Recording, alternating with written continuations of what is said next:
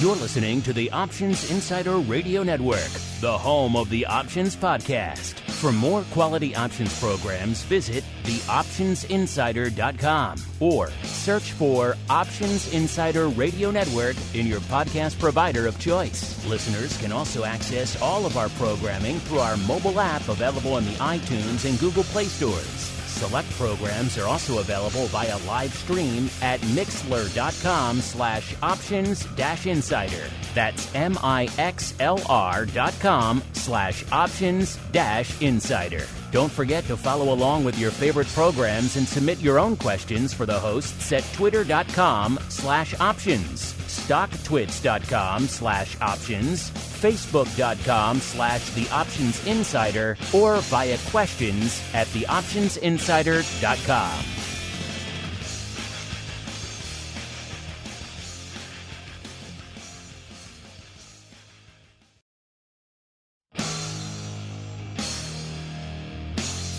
And now, it's time for the show that breaks down the options market from unusual activity alerts to market analysis, strategy overviews, listener questions, and much more.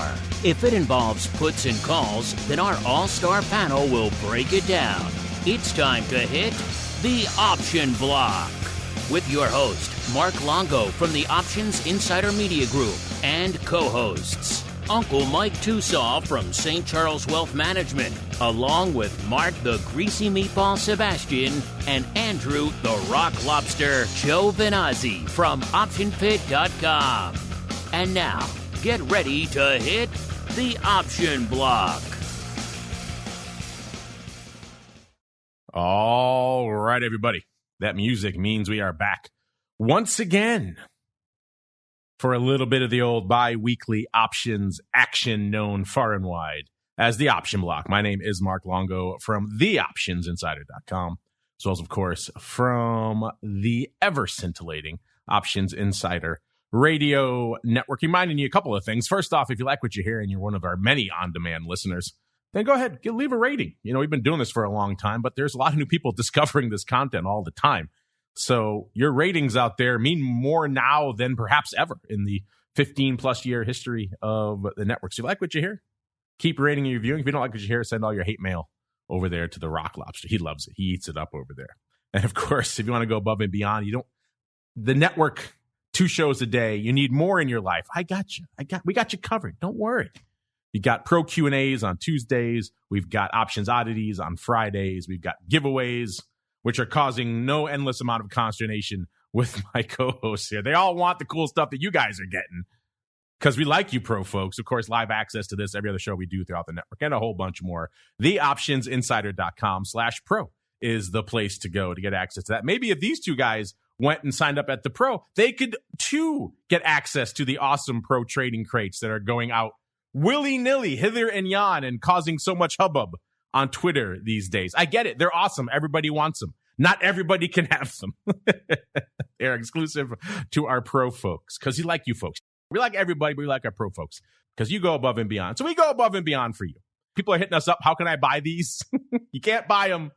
You got to go theoptionsinsider.com/pro is the place to go to learn more about all that goodness and a whole bunch more. And speaking of the Umbrage twins here, I am joined by, first off, from the dark and stormy shores of Maine, a.k.a. the land where Umbrage was born, by the not the greasiest, that'd be the other guy, by the rockingest of lobsters, Mr. Andrew GIOVINAZZI from OptionPit.com. Mr. G, welcome back to the program. I see you're giving our listeners Umbrage on Twitter because they're winning fabulous prizes and you are not, sir. Yes, they joined the Option Insider Secret Club. They get all kinds of goodies, and I don't know what I got. So I took umbrage. That's what happened. I want my umbrage box. That's what I wanted. Some folks are market takers. You are an umbrage taker. That's just what you are. It's in your bones, sir. You can't deny who you are at the end of the day. So yes, when our listeners are reveling in all of their awesome goodies, our co-hosts here are taking umbrage, including the uncleest of Mikes, Mr. Uncle Mike TOSAW, a guy who doesn't usually take umbrage. He's out there in the hinterlands. He's eating his delicious Skippy's gyros and lemonade. All is right with the world in Uncle Mike land. And he too wants in on the pro trading crate action. He too is jealous of you pro listeners. Mr. Uncle Mike, sir, what have you to say for yourself? Umbrage. Umbrage, yes. The two of you. I got the Umbrage twins on me with the show. Instead, let's keep on rolling right on into the trading block. It's time to break down the latest topics, trades, and trends in the world of options. It's time for the trading block. I will say I'm looking at the mountain of stuff that we just brought up from the vault to replace the mountain of stuff that just went out to our listeners. There's a ton of it, A. And B, yeah, you're right, it is pretty cool stuff. So I would be jealous, too, if I wasn't within easy proximity of it. But I don't touch it. It's for you folks out there. You know what else is for you folks? It's the trading block. So let's get to it. Another one of these weird starts to the session, listeners. Earlier today, we were all green. All was good. It was Uncle Mike land. Then as the umbrage started setting in with the markets, everything started turning to the dark side. And next thing you know, we're in rock lobster territory there, listeners. Coming into the start of the show now, like I said, we were green. Now we have all turned to the red. S&P off about 0.5%. So back below that 3,700 level, 36 and about 3/4. Let's see, how high do we get today? We got north of 3,700, obviously. Looks like about 3733 or so before giving up the ghost. That was all the bulls had today. NASDAQ off about 1/4. Dow off a little over a tenth, about almost 0.15 on the day. So it's kind of a muted middle of the session. We all know this thing could swing 100 handles in either direction in a few minutes. We've all lived through that recently. So we all know that could come. So right now, who knows what's going to happen. But we are all trending red right now. It means all of our vol friends who were looking a little bit lighter are now starting to get some of their juice back. VIX back above 30 when we kicked off the show. It was starting to dip below 30 earlier this morning as we were rallying, now back up north of 30. When we kicked off the show, about 30 1/3. That's still down, but only down slightly from where it was on Monday's show. It's down, about not even 3/4 of a point, about 0.7 from where it was this time last show. On Monday, of course, we have VVIX, the vol of vol, was looking a little bit lighter. It was 85. Now it's back up to an 87. That's still down about 11 points from where it was this time on Monday's show. So pretty much frothy, still frothy, but coming off a wee bit. Again, we're not moving 2+%, at least not right now. So we shall see, listeners. That 100+ vol of vol is hard to maintain. VXX actually starting to make sense again. 20 1/4. Down a little, almost 1/4 of a point, about 0.2 of a point right now. UVXY back to a 12. It was down about 0.5 point. Now it's only down about 1/3 of a point. SVIX, when we kicked off the show, was at about 10 3/4. It's actually, that puts it up about 1/4.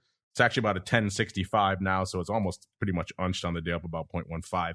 We got our other friend out there, UVIX, the levered friend, is hanging out was at about a 12.30 earlier this morning. That puts it down about 0.8 of a point. It's at about a 12.70 right now. That puts it down about 0.4, so not even half a point out there. And our old friend VolQ, a.k.a. the At The Money Vol of the NASDAQ 100, is at about 34 1/4 when we kicked off the show, down a little bit more than a point, down about 1.05 points from where it was on Monday's show. So a whole heck of a lot of at least right now from a vol perspective. We'll see if we start our whipsawing again. That could change in a heartbeat. Well, let's go back out now to the land of Uncle Mike. Let's see if he's recovered from his infected umbrage that he picked up from the rock lobster. Mr. Uncle Mike, sir, what is lighting up your tape in a day that was kind of an Uncle Mike day, but I think the markets absorbed your umbrage because they have turned red now too, sir. Short everything, the market's dead. That's what Andrew's been doing to me. I can get behind that. Let's do it. Let's all do it right now. I mean, with today, until we have, it seems like we still have a bad news is good news type of market. And it seems to me that we don't have enough bad news yet. It's like we almost need more bad news to convince the Fed not to raise any more interest rates. And then I think from there, we might get a positive uptick in the stock market. That just seems to be the feel of this right now. Are there opportunities? Yes, of course. We have a 30 VIX. If you want to sell puts out of the money, you can go pretty far out of the money and at least make a little bit of money if that's what you're looking to do. So there are opportunities there. Of course, you need to manage risk and determine what level of things is best for you personally. But for the time being, it's going to be very difficult to get a bid in this market until we have a reason to have a bid in this market. Treasuries are going down as well. Bonds are down roughly, the 10-year down roughly 0.5% on the day. So yields continue to go higher. And what's going to be difficult is that when you're at a point to where you're a mom and pop investor and let's say you're 60, 65 years old, you can get 4 or 5% in a fixed annuity. Why would you want to mess with the stock market?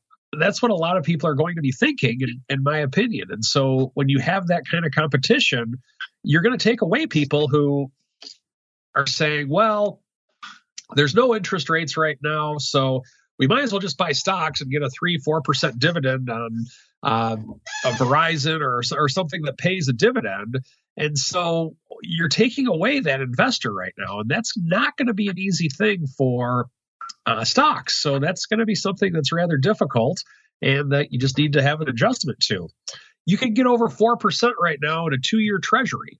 That's something that we've not been able to say for a long, long time. Also, we have a little bit of a bid coming in commodities today, so they're up a little bit in the silver space. Oil's relatively flat on the day, and Bitcoin is still not a pleasant investment, in my opinion. It's not pleasant. It's super pleasant. You really love. Hashtag Uncle Mike really loves. Is that your other website? Uncle Mike really loves Bitcoin. Bitcoin is super awesome. I should do that, then I can straddle the whole thing. You could. You have both. Bitcoin sucks and Bitcoin is super awesome.com. Both of those. You'll have both ends of the spectrum. People loving you, people hating you. It'll be good times. And speaking of hate, we go out now to the dark and stormy shores where he's left alone just to brood and to once in a while take his toll from the clam pirates. Mr. Rock Lobster, sir, what's going on out there as these markets are starting to turn?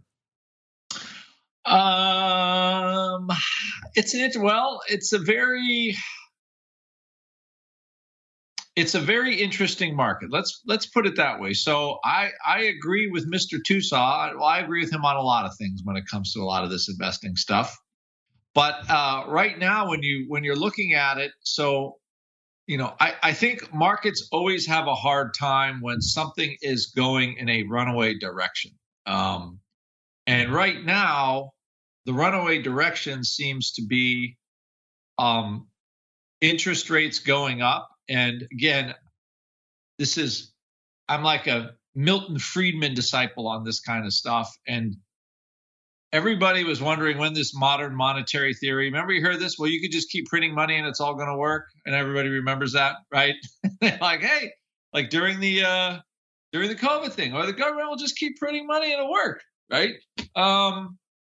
And the thing with inflation, I don't think, you never know what's going to cause it, right?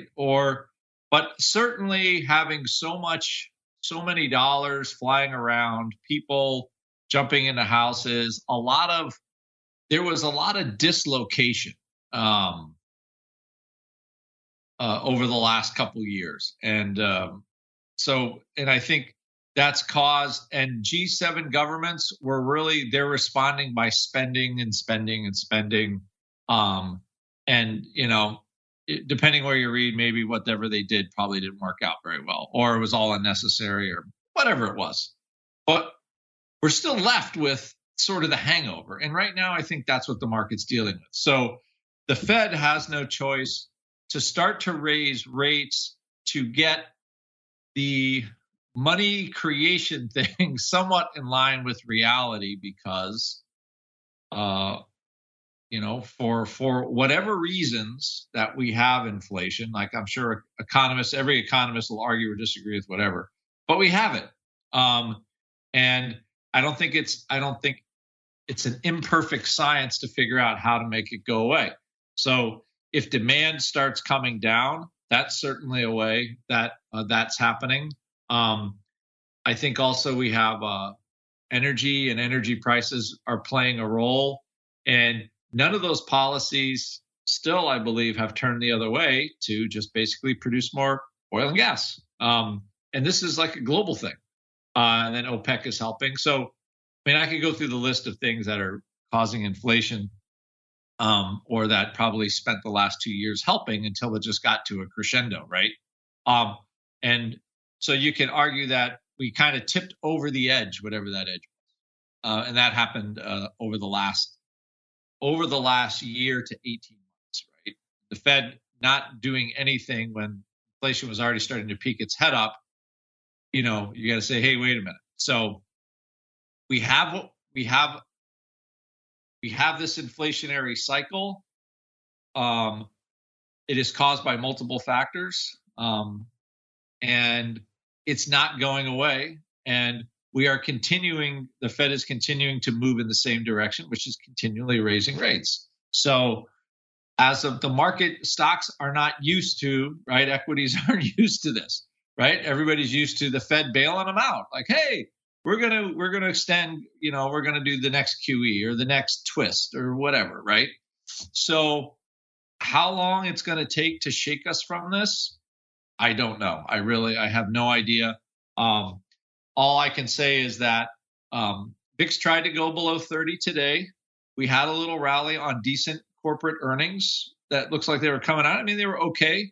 AT&T, which it was kind of a bellwether. Everybody for a while was thinking that, people aren't paying their phone bills, but they bounced from recent lows, all that kind of stuff. So I think that news hasn't been terrible yet. The rates haven't really, made it difficult for companies at least and all, to kind of make money, and they adjust. And they've been passing their price increases on to consumers, which everybody can tell when you go food shopping, right? Nothing like a jar of mayonnaise is like $5, something like that. I think I just saw the other day on sale. So that seemed like, wow, that's expensive. So anyway, until some of these things, the ship rights somehow, we're going to keep seeing it. Now, I think the UK Prime Minister, she resigned after a few weeks or a month in office or something. What did she do? She tried like supply side solutions. And she actually, the last thing she wanted to do was frack. So what is disturbing is there's like some common sense, maybe things and fracking to kind of increase production, which I guess in Britain, for some reason, they don't like it, I guess, because it messes up the land or messes up farms, or I don't know what it is. But, if you've got an energy crisis, you've got to figure out how to get out of it, because what's happening isn't working very well. So that's, that's what I see the issues that we have. The problems that are causing inflation, we are doing very little to address currently. Maybe somebody can say, hey, these are the things that are helping, but I don't see it. I don't see what the things are. Releasing strategic petroleum reserve for just to lower prices. I'm not going to say that's the best use probably of that oil. So I think that's maybe the only thing I could look at that was concrete to help the inflation thing. If the government said, hey, we're going to freeze the budget for next year or something like that, I think that would start I would think that would start the ball rolling in the right way. But we haven't seen anything, right? No indication of any of that stuff yet. So the market doesn't like the fact that rates keep going up. We have big announcements coming as far as, I think I got the dates, the ECB, October 27th, November 2nd, and November 4th, on how much all these countries are going to pop rates up. And then we'll keep moving on, and people will be buying bonds and not buying stocks, as Mike said. So that's, and we'll see what the actual budget deficit is for the U.S.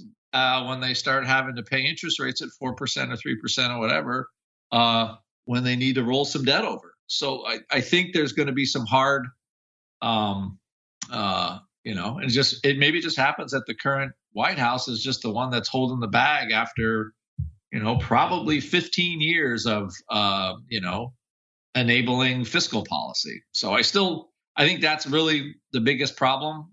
And it's just taken a long time to work out of the system. And possibly just because productivity has increased so much in the last 15 or 20 years because of, phones and technology and stuff like that, that it offset a lot of the inflationary pressures that we had before. But I think now we kind of came to an end of it, at least that cycle. And now we're looking at the next cycle. So I think there's a lot of opportunity in equities, but, similar to my mantra, like in March of 2020, it's okay to find ridiculous prices to sell puts in certain stocks. If you want to own them at cheaper prices, if you still want to be an investor in certain names, I think you just look for dumb prices like no way it ever gets down there, and look for that put to sell. And that's the way to ride this out. I think it's very hard. It's very hard to be a call buyer unless you have some kind of, offsetting position, because you have to look at where the market is, and, the rallies just don't hold for very long. So again, tough market to be an investor. But with vol this high and some out of the money puts, and there's some stocks that look like they could be at great prices, I think that's kind of the trade, or the broken wing kind of put fly, if you want to be a longer term investor, not just get run over. And that's the market we have. And then every time you have a rally, if you own some calls, you dump them, and that's what we have. And it's hard to I don't know. I haven't seen. I've seen a lot of stocks that have bottomed and starting to do better, but I think that's just the market we have. Just a crappy market, says the Rock Lobster out there. No, interesting stuff. Yeah, you're right. The British PM not lasting too long there, 44 days. Intriguing stuff out there. And let's keep on rolling into what's intriguing in today's market action. And it's kind of a bit of a mixed bag. We're starting to see earnings pop up more on the radar now, which is always fun because those are micro events we could sink our teeth into. Here's what they expected. Here's what they delivered. There's a much more concrete analysis to be done there versus the whims of macro, which can, as we've all seen, whip us 100 plus points in the S&P in either direction intraday on apparently little to no news. So yes, a little bit easier for a lot of folks to digest the micro. And we're kind of in a bit of a micro market today, it seems like.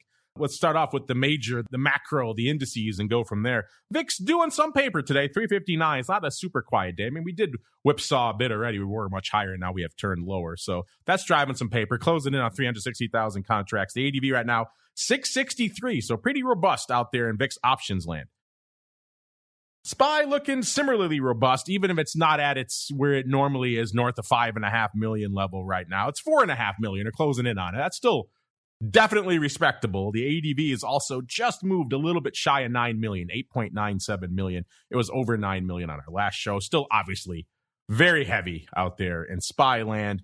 The S, similar story for the S, 1.7 million. There was a time not too long ago I would have said, man, that's a freaking boatload of paper. If the S was north of 1 million, by this time of day, things were rocking and rolling. Now we're starting to see that almost on a regular basis. 1.7 million contracts out there. The ADV also reflecting that. The ADV close to 3 million contracts a day, 2.95 million. So the S is not playing around either, listeners. Small caps. Maybe they're spooked by the S. I don't know. Taking a bit of a break today. 332,000 contracts on the tape, at least for IWM.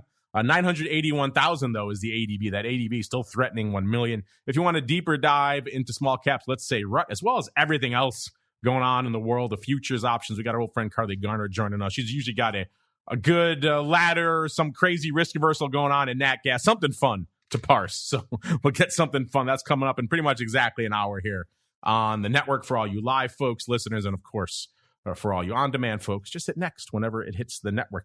And then the Qs, 1.52 million contracts on the tape. The ADV right now, 2.87 million. Let's go out to the single names. Let's see what kind of micro day we're having. Cost you 218,000 contracts. That sounds like a lot, and it isn't. But also, compared to what we've seen of late, it's definitely respectable. That gets you to Meta, which is off about a quarter right now, trading 133 even. Let's see what kind of day it had today. It had a high of 136 3/4 and a low of 132 3/4. So 4-point range, that's not nothing for Meta right now. Good for 218,000 contracts Number 9, if you're tired of that other T-related Musk name and you want to get another one maybe, how about Twitter? Number 9, 220,000 contracts, up half a buck, so bucking the trend today. Trading close to 52.5, about 1% to the upside. Its range today of 52.5 to the upside, so pretty much close to where it is right now. The low was 51.60, so about a 90-cent range on Twitter today. Good, again, for 220,000 contracts. Number 8, Netflix. They've been making headlines. Usually Netflix makes headlines, it's not for the best reason, and they're talking about finally cracking down on password sharing, it seems like, out there. So folks are taking a little umbrage, as the Rock Lobster would like to say. Stock off about $1.70 right now, trading a little bit north of 270, almost 271 out there. Had a range of 278 and about a third, and a low of 268 and about a third. So pretty much exactly a 10-point range on the day, $10.02 to be precise out there for Netflix. So whipping around a wee bit today. Good for 310,000 contracts. This is also interesting because you remember just recently on the show, listeners, we got all the way up to about number 3, and we had barely broken 300,000. So this is definitely a more robust micro day. Number 7, back out to Snap. Remember, it's not just where you start on the top 10, listeners. It's how you end. That also is fascinating and shows what kind of day we're having out there. Snap, back to Snap. I'm talking about them in a little bit. Are they a social media company? Are they a camera company? Are they a drone company? Are they all of the above? Trading 1082 right now, off about 3 cents. So not a heck of a lot going on right now. On the day, they've been as high as 1136 and a low as 1071. So decent little range out there for Snap. And it's good enough for 313,000 contracts. So some folks are up to no good out there in Snap. Of course, they do have earnings today. That's what's driving all this paper. Number 6, AT&T, what the old timers, a.k.a. the Rock Lobster, used to call telephone. 16 3/4 right now, up about $1.20 or 7 2/3%. Nice little pop for them. On the day, they've had about a little over $1 range, 17.16 to the upside, 16.12 to the dark side there. It's not a huge range, but they are feeling their oats right now. And again, good for 387,000 contracts. Now we get to the chip zone. Today is number 5. It's AMD, always a stalwart, always a perennial contender in our top 10. Usually around this zone, the 4 to 6 zone. Today, right in the middle, splitting the uprights at number 5. 487,000 contracts. AMD up a buck, trading right around 58 and a quarter. It's had a high of 60.20 and a low of 57.40 today out there. 487,000 contracts for number 5. Number 4, the Amazonian, slipping a peg. Down from number 3 to number 4, 493,000 contracts for them. 116 and about a third, up about $1.30. Their high on the day is about 118 and a quarter. Their low is 113 and about a half. So they've had nearly a $5 range, $4 3/4 range on the day. So that's a pretty impressive range for the Amazonians. Hence, they're nearly 500,000 contracts on the tape, but they have been eclipsed. Going back to the chip zone getting a little bit higher today to the number 3 spot. Don't usually see them in the number 3 spot. That's NVIDIA, 573,000 contracts on the tape. NVIDIA also bucking the trend, 123.5, up nearly $3 or about 2.5% on the day. They've had quite the range as well. High of about 127.70 and a low of about 121. So nice little range out there intraday for NVIDIA, hanging out almost exactly halfway on that one right now. And then number 2. You know what it is, listeners. You don't need me to tell you. It's the fruit company, managing to still be green on the day, up about a third of a point, 144.20 right now. It's good for 645,000 contracts. That's, again, kind of almost minimum expected paper, the MEP for Apple these days. You expect on a decent day, or any given day, really, for Apple to have done about 600,000 contracts right now, and they have. So they've done the bare minimum. Their range on the day looks like it's about $3, 142.90 or so, and to the upside, almost 145.90 out there. So a little bit of $3 range, hanging out kind of in the middle of that range right now as well. Again, the market doesn't like it when Apple is red, so it's green, and the market, at least for now, is somewhat complacent. And then number 1, again, you don't need me to tell you, it's the big dog. It's the other Musk-related T name. It's Tesla, 2.7 million contracts on the tape right now. My goodness. So you're talking over 4x Apple. Talking over 5x NVIDIA, and it just kind of goes from there. Tesla, you know the deal. Earnings, usually a big driver for them, and that's pretty much the case right now. Off 14 handles, or nearly 6 1/3%.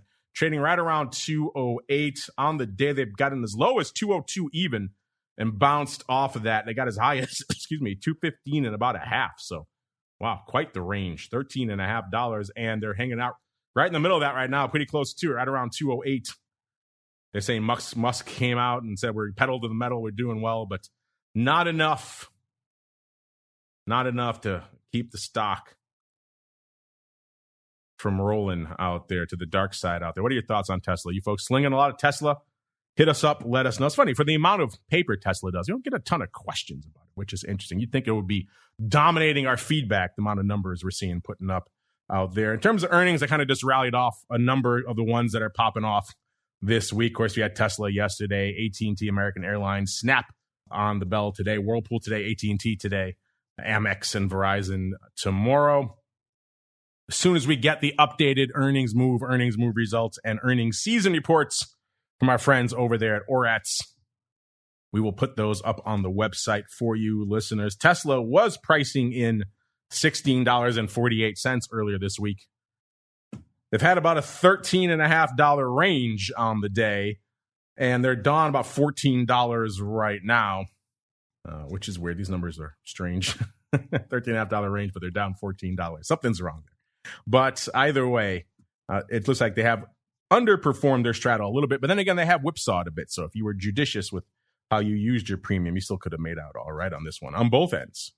So yeah, interesting stuff here. We'll get the updated numbers for you. Still a whole bunch of earnings season to go as we keep on rolling right on into the Odd Block. It's time to break down the most interesting, unusual, and downright questionable options activity that's been identified by theoptionsinsider.com. It's time for the Odd Block.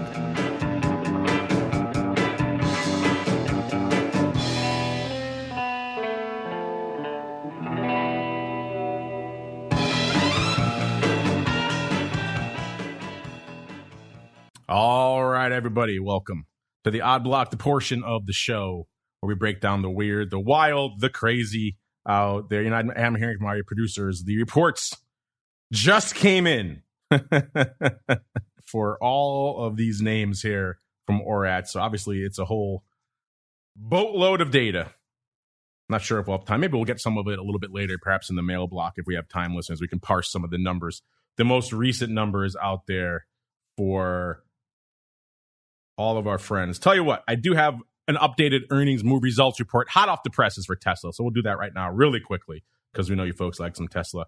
Again, they were at 222, pretty much even going into this report. I should say going into their announcement. When they ran this report just a few minutes ago, it was at 209.25. They were pricing in 7.6%. As I said earlier, it looks like they underperformed a little bit, and they had moved about 5.8%. So you're talking a roughly 24% underperformance from what was priced in versus what was delivered out there. So actually a little bit of underperformance, which is, again, kind of interesting. Looking at the numbers, cursory look this morning, that's kind of what we thought as well. AT&T really quickly as well. They were this morning before the bell. $15.50 is where they were going into their announcement. They're pricing in 4.7%. And as I alluded to earlier, they are outperforming, up nearly 9% right now, trading nearly $17 when they ran this report here. So a tale of two cities here. Tesla underperforming from a vol perspective, even though they had quite the intraday range, and AT&T outperforming to the upside. Let's do a couple more here really quick. Let's go to IBM. They were yesterday after the bell. I haven't talked to good old Beamer in a long time. They were 122.5. They're pricing in 5.4%. They delivered 4.6%, so they delivered a little bit of underperformance for good old Beamer. Let's go out to Alcoa as well. Like I mentioned, they used to be the kind of unofficial kickoff to earnings season. These days, I should say, I don't think anyone's really waiting for Alcoa outside of folks very focused on the aluminum industry. They were yesterday after the bell. 37.62 is where they were going into their announcement. They're pricing in 8%, which is a fair amount of juice for aluminum. But then again, inputs, inflation, a lot of vol in that space right now. 6.9% is what they delivered. So a slight underperformance there as well. We got a whole bunch of other tickers, literally hundreds for you listeners. That's just a quick cursory glance at some of the ones we know you folks know and love. Let's get out now to the names you folks know and love here on the Odd Block. We're going to do a little bit of paying off. Remember I said on Monday's show, listeners, I said, I have a feeling we're going to know how some of these trades are profiling, how they worked out. And we do. Let's kick it off now with one of the big ones we talked about on Monday, which is Ericsson, ticker symbol ERIC, ERIC. I won't even bother with the ADR name because it is, looks like 40 consonants here, 40 syllables. It's a meaty one. You know, Ericsson, Swedish networking telecom company. A year ago was trading 1184, got to its high for the year of 1278. That was in February this year. Then it was pretty much sold off. When we talked about it on Monday's show, the stock was about 640, and we profiled 22,604 of the OX6 puts. So again, these were going off this week. So we would know today that someone gobbled them up for 15 cents. It was a 114 vol. Again, when the stock was 640.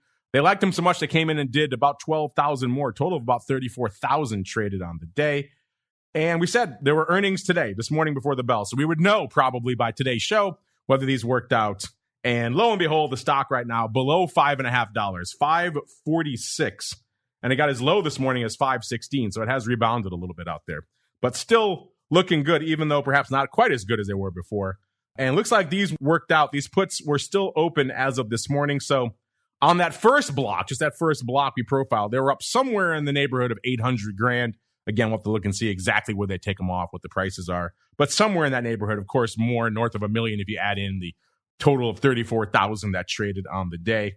Mr. Rock Lobster, what are your thoughts on these Ericsson puts working out? Then I hear little Brady tells me you folks at the pit decided to dive into Ericsson as well this week.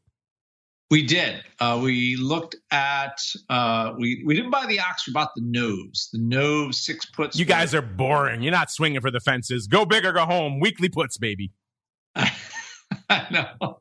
I was trying to work into the calendar for just even money, like the put calendar for even money. But I never filled the October puts. Yeah, so we paid a quarter for the November 6 puts, and then we were selling them this morning between 75 and 85 cents. Yeah, that was a conversation. That was a conversation we had on Monday's show because we were talking about it. And I remember Mark saying, "Well, why would anyone buy these? They could just pay a little more. It was a nickel more at the time for the Nove puts, Exactly. and you get a whole month." That was our point. And as of this morning, I don't think they've closed all those puts. So what's weird is like right before that, Ericsson had really good news. Like, apparently they're doing the 5G network or some kind of something or other, and then it all just kind of went sad. And then they had some sort of earnings markdown, or I don't know, whatever the heck the problem was. I didn't think the earnings news was that bad, but the market certainly didn't like it. And it was pretty it was an impressive sell-off, I have to say. So yeah, so we sold the puts and it worked out okay, but yeah, there's no way you're pronouncing the actual name of Ericsson, by the way. So it is an abomination on the tongue. Money was right. Very, very right. Very fast. Yeah. And they still have 20,000 open on this on the OCT. So the November, actually, it was probably mostly option pit people. And those are about 80% closed, taking the money and running. There you go, listeners. The Odd Block, inspiring profits far and wide here. We kind of joked on the show. I mean, the stock's already down to $6. How much lower can it go? But it just goes to show you can still make money buying puts even on a $6 stock. You have to just be judicious. And of course, when you get the move, you got to take some of it off at least, because you never know how long these things last out there. Speaking of taking things off and how long they last, let's go out to our next name we profiled on Monday's show. It was a very near-dated show on Monday, listeners.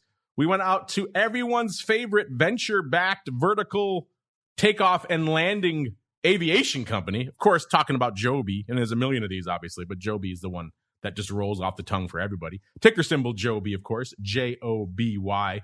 Hanging out right now, right around 4. And actually, I won't tell you where it is right now. That's kind of a bit of a spoiler. First, let's talk about where it's been on the year. A year ago, it was trading $9.09, got up to its high for $10.20. That was back on November 5th. Then it kind of sold off to like $3.60 in February. Then it kind of rallied again. By August 4th, it was back up to about $7. And when we profiled it on Monday's show, it was trading $4.43.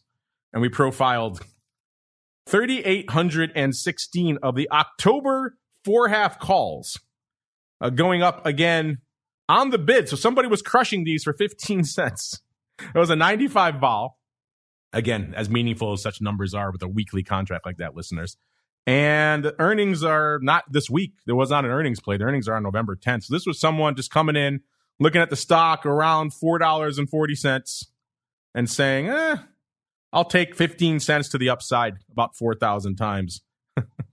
And they didn't even play with it. They didn't even try to get 20 cents or nothing. They just went right on the bid. A little bit of harvesting the old risk premium. It wasn't the most out there of trades, but also the near dated nature of it and the fact that they're settling for such a little amount of premium, always interesting for us. And the stock right now, listeners, $4.22. So these are actually working out. But our friend here, this is a weird one. That's why it's in the odd block, because they put it on. It's a weekly trade, obviously.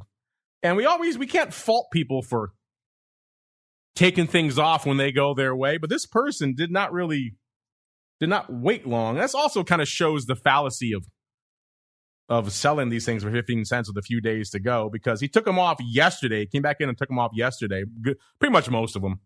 And he took them off for about a dime. So he made a whopping nickel. So he did all that and he covered his commissions. He made some money, but I mean, all that for a nickel? It's pretty much a little bit better than a scratch at this point. The stock at the time was $4.22, about where it is right now. So again, if you do the options math, you probably would have been good. Let's see, how high did it get over the past? Let's see, on Tuesday, I got up to 463. So it did break through his strike. So maybe that's what spooked him. He said, wait a minute, maybe I don't really want to sell my Joby, which is something you should always consider if you're selling weekly calls right around the at-the-money strike. You might have a good chance of having to sell that stock. So maybe that spooked him. And when it dropped back down, he said, that's it. I did too much living in the last couple of days. Again, you usually got to sweat when you're selling premium, listeners, especially in the weeklies, especially for not a lot of money. And this person decided, what the heck am I doing? I'm going to take these off and take my nickel and get the heck out of Dodge. Mr. Rock Lobster, is that your takeaway as well here, sir? The guy got a little spooked, and so he decided a nickel is better than losing money? Mr. Rock Lobster? Making money is always better than losing money. Yes, it is. It's always better. I think that's I think that's safe to say, but 15 cents is a pretty hard decay. Yeah, exactly. Collecting 15 cents is waiting to the... You wait until the last freaking second. End. Yeah. Maybe this person didn't realize that. He didn't get to that chapter in the decay handbook. Right. How come I didn't get all my 15 cents? It's Wednesday. Should be short. Yes. It's 15 cents. You don't get it until it expires. Literally the last second is when you get that. So that's the other... I got my money. Yeah. I think he realized that on about Wednesday. He's like, wait a minute. I've done all this for naught. I'm actually losing money right now. Maybe this wasn't the smartest of do's, as they say. So yeah, listen, that's why we usually take a dim view on doing this kind of thing, because you're taking risk for not a heck of a lot of reward. Again, maybe he's okay with selling the stock, but clearly he wasn't, because once it got north of 4.5, he got spooked. And it's just a strange trade. If you're going to do it, then do it. Commit to it. Get your 15 cents. If not, maybe you shouldn't be doing this trade. All right, we had to struggle a little bit to find something outside of the box today. And so our Eye of Sauron delivered. It's a newcomer again. This is OneSpan Inc., ticker symbol OSPN, OSPN. This is a publicly traded cybersecurity company based right here in Chicago. They're an anti-fraud platform that does a lot of multi-factor authentication. So there you go. Trading $9.94 right now. On the year, a year ago, it was trading $20.64. So it's been a bit of a rough year for them. It's been mostly pretty much down. They got to their low for the year back. It's like a few weeks ago, back in early October of $8.15. And so since then, the last couple of weeks, they've actually managed to rally from about $8.15 to where they are right now, a $9.94, up 64 cents today, or about 6.5%. So a nice little pop for them today. I guess a good day for multi-factor authentication. And someone, Mr. Rock Lobster, thinks, you know what? This is just the beginning of the upside palooza in everyone's favorite OSPN, because they came in and scooped this morning 4,338 of the Nove 10s, paying 80 cents. So they're not playing. That's a fair chunk of change for a $10 call strike. That's almost a 100 vol. It's a 96 vol. That was pretty much right off the offer. They got a nickel better. The stock was a little bit lower, $9.65, so they have probably ticked their way. Worth noting, there are earnings baked into that amount. That's why it was so hefty. The earnings are on November 1st. So they are getting a swing at the bat on earnings as well. But still, that's a heck of a lot of juice. Mr. Rock Lobster, nearly triple-digit vol, paying a heck of a lot of juice for it calls on a cheapy name that no one's ever heard of. This has all the hallmarks of a trade from about a year ago, sir. What say you? Yeah, let's see. So, there is that first rule of odd block trading that we stick by, and these calls are green on day one. That's not too bad. There are worse things. OSPN won the span. Again, adding a new name to the litany here. Designs, Markets, Digital Solutions. Okay, reasonable company. What was this? This is nine. So it's a $10 stock. So it was probably a $70 stock last year. Let's see. No, not even close. Peaked at 26. I just figured all stocks were $80 or $90 last year. At some point or another. Somebody is kind of jumping in this one. Maybe taking a punt on earnings, and that the stock is going to make a move back. I mean, I have to say these are reasonably priced options given the potential move and where the stock is. And I mean, a $1 move in a $10 stock is not too hard to do. So I would say this is a reasonable use of leverage and they're trying to ride it into earnings. Reasonable, says the Rock Lobster. Interesting. He likes these. His frame of reference for reasonableness has been adjusted over the last year, listeners, as we keep on rolling right on into the mail block. It's time to take your seat on the All-Star panel as we read your emails, tweets, Facebook messages, website comments, and much more. It's time for the mail block.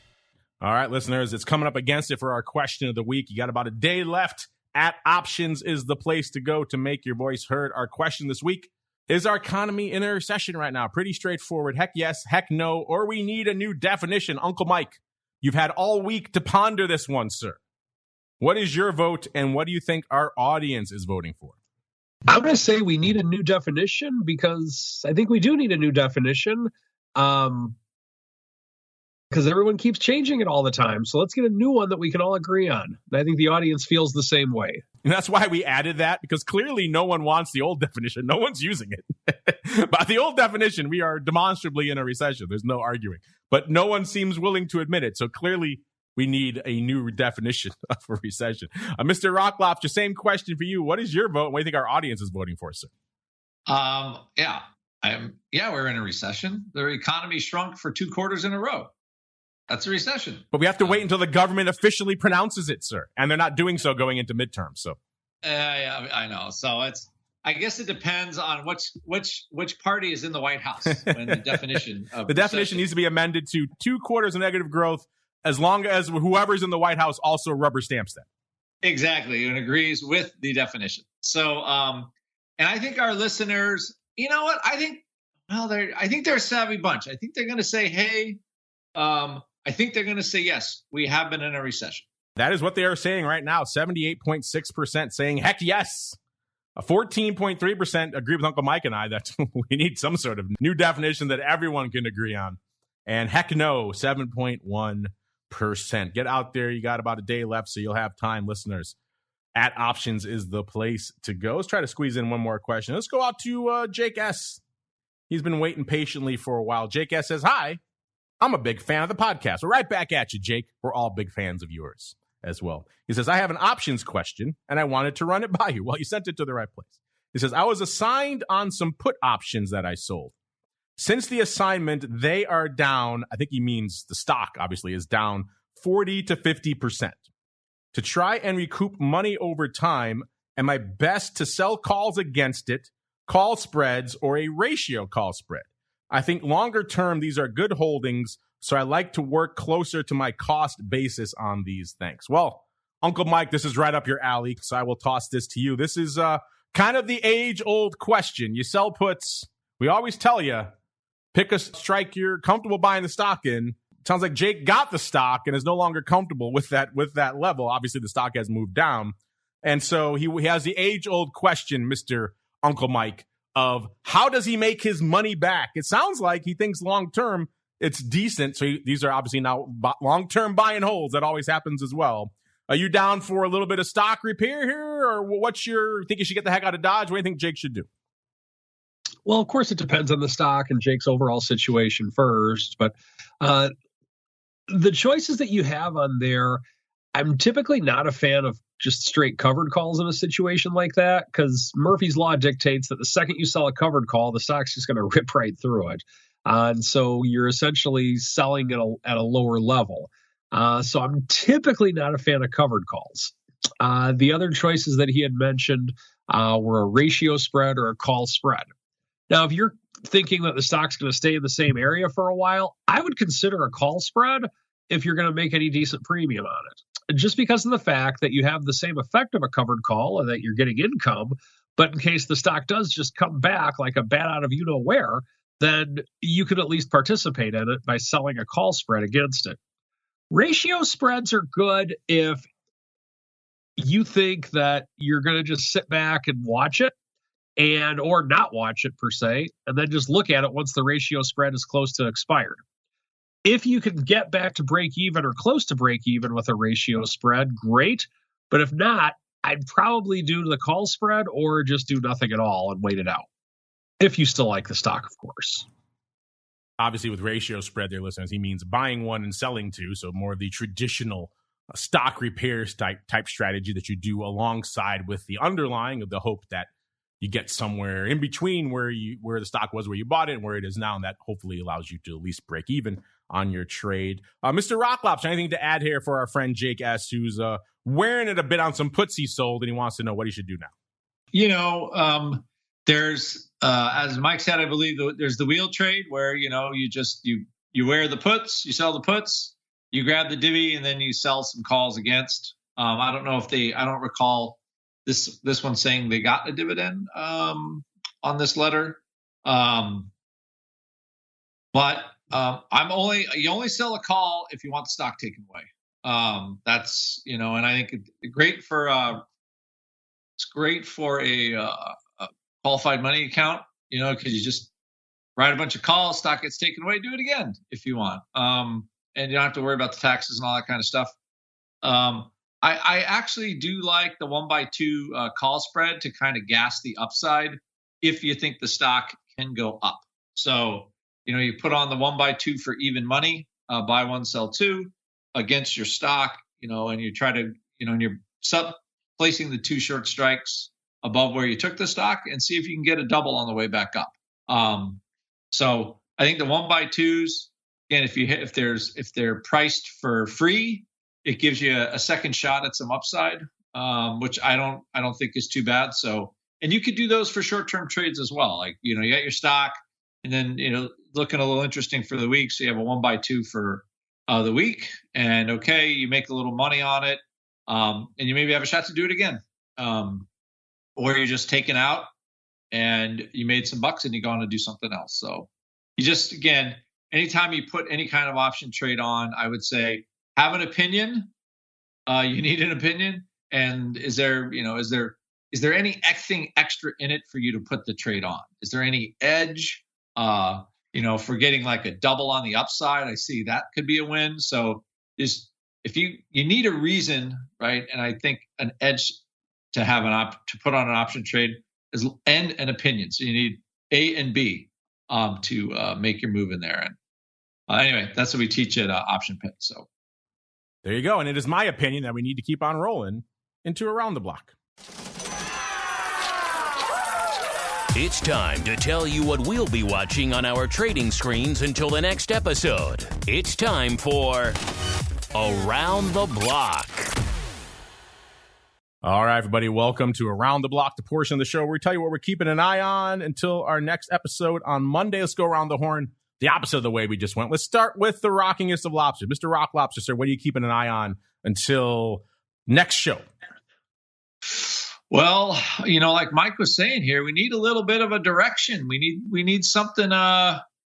We need something nice a little change, something positive in the markets to change the tone, and it is not happening yet. So I'm looking for that. I don't see it, although things did look kind of interesting today. I thought we might have had a little tone change, but the Fed saying, hey, we want to provide some liquidity in the market, but maybe that was just more of, wow, we expect things to get rockier, so we're gonna ask that, make that request. So you've got I just think that's what we have. We're stuck with it, and for right now, if you're an investor, you gotta look way out.